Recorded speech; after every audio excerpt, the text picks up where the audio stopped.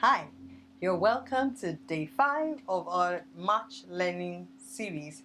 And of course, this month we've been talking about teaming. Yesterday, we talked about what you need to do, elements, I called it, things you need to put in place to kickstart the work of your team, when you're teaming. Now, today, I said I would talk about what the moderator, the anchor, or the person who leads the team, who identified the problem, or the person who set the goal is required to do to make sure that the team of experts formed, runs smoothly. I will be talking about 4 general things that he needs to do. Now, if you lead an organization or you are any type of leader at all, these 4 things are definitely things you would find useful in your own personal business. So I think everybody should just listen, because even if you're not leading an organization, you're probably leading a unit or a department in your religious organization, or you're heading your own home. So everybody's a leader in their own right. And don't forget that leadership is influence. So I want to talk about 4 elements that you need to pay attention to make your team of experts work or run smoothly. Now, the very first thing is restating the purpose. Of course, at the very first meeting, it is normal to say why we are here. Most of the time, the minute we have assigned roles to everybody, we hardly ever gather the team and restate the purpose of why we are here. Now, I want to tell you that a key to getting things done is repeating the purpose. You know, when I was talking about purpose yesterday, I mentioned that when purpose is not defined, abuse is inevitable. Now, when purpose is not repeated, conflict is likely to lead to distortion. What you need to do is keep reminding people of why we are here. That way, they would be able to focus on the relevant and essential things. When all of us get distracted by activities, all of us get distracted by the subset activities that we get involved in to achieve the global goal. I always say it, I repeat it. I think I should even begin to compile my consistent quotes. One of them is that there are several ways to bail a cat. When we know the purpose, if we are having more friction or more difficulty achieving the purpose through one means, as long as we keep restating the purpose, it will be easier for us to find another way to do it. So, repeating the purpose, being conscious of the purpose, focusing on our focus, like Oyebola would say, helps you identify when what you are doing is commentary, when what you are arguing about, when what is causing conflict is commentary and not the actual thing the team was set to do. So please, as a leader, you need to consistently, even as a team member, you need to consistently bring to mind why we are here. That helps make things run smoothly, helps us sift out unnecessaries and do the needful. Now, as a leader, moderator, anchor, you need to build psychological safety nets. You need to help everybody feel comfortable being on the team. Now, how do you do this? You do this by acknowledging that you are not an expert in that area, and that's why you need the other person. In essence, let everybody understand that everybody else is needed. If they were not needed, if the expertise was not required, if we didn't have to do something that has to do with what they know, we will not be working together.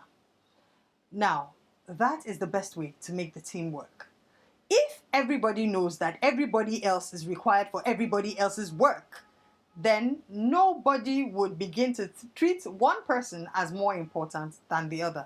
No matter how important the CEO is, if the janitor does not open the door, he's not entering the office. Now, if you need to bring a carpenter to break down that door so he can enter the office, the carpenter automatically becomes important in the scheme of things. So don't look down on any role. Ascribe the required greatness, quote and unquote, to every role so that everybody would understand that the strength that is put in developing the team, in building the team, in putting together those experts is actually required to achieve the goal. Now let them know that even you, the anchor, cannot do what any of them is required to do. This feeling of importance, this notification, not just feeling, this notification of their importance and the value of their contribution helps everybody feel safe with you. And he also does one more thing. He helps them realize that they also only know their part. And then this can control conflict to a large measure. Because if we say that this man is here because he's an IT expert, when the person in charge of the kitchen begins to have IT ideas, you will now let the person know that this person that is speaking is here because he's qualified to speak on information technology. So, madam, when we are in your area of expertise, we will defer to your opinion. It actually lets everybody know their place in relation to the work they do. That is why some tasks are not allocated to some people because it is not their area of expertise. Automatically, it helps reinforce the structure that is put in place to run the team. Now, the next thing is embracing failure.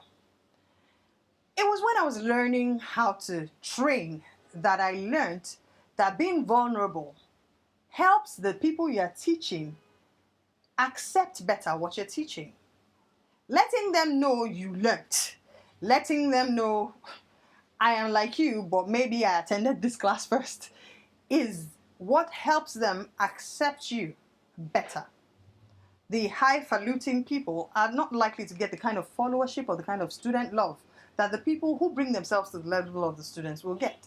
So what am I saying? The anchor also has to admit to being frail, has to admit to not having sufficient knowledge in all these areas. I mean, that's why you need them. And also to failing even in your area of expertise. What this will get you is honesty from all the members of the team, because everybody will open up and tell you the truth when they have tried something and it doesn't work. Now that is extremely important because we need to keep moving towards the goal.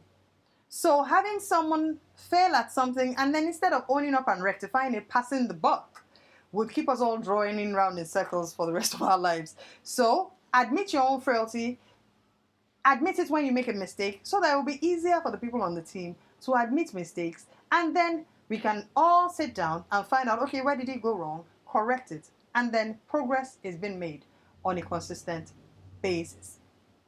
Now, to the final one, put conflict to work. Where there's more than one person, even single people are conflicted inside themselves. So when there's more than one person, there's bound to be conflict. How do you then use conflict to your advantage? By understanding the perspectives of the conflicting people. Now, it is almost impossible for two people in the world to see things in exactly the same way. If they see one issue in the same way, there are other issues they would not agree on. Nobody would ever agree with you on everything 100% all of the time. So what you need to do is understand the perspective. 2, understand why there's a resistance to a particular idea. And at the end of the day, you'll find out that the resistance that you're trying to uproot might actually be the resistance that would save you. So more than understanding the fact, understand the why, understand the motive, understand the perspective. This puts a lot of pressure on the anchor or the moderator to understand the person, understand why the person is objecting, understand if it's a valid reason. I mean, it means you have to be on top of your game, you have to be intelligent, you have to have fantastic interpersonal skills, and you have to be able to understand people. Yes, it is a skill. Yes, you can learn it. So, these are the things you need to do. Do you want me to recap? No, recap by yourself. These are the things you need to do. You can list it out so that I would see that you can recap the 4 things you need to do to keep your team running smoothly, to make sure that you're moving towards the goal consistently at every point. I think I said too much already. Let's stop here and then we'll continue from here tomorrow. See you then.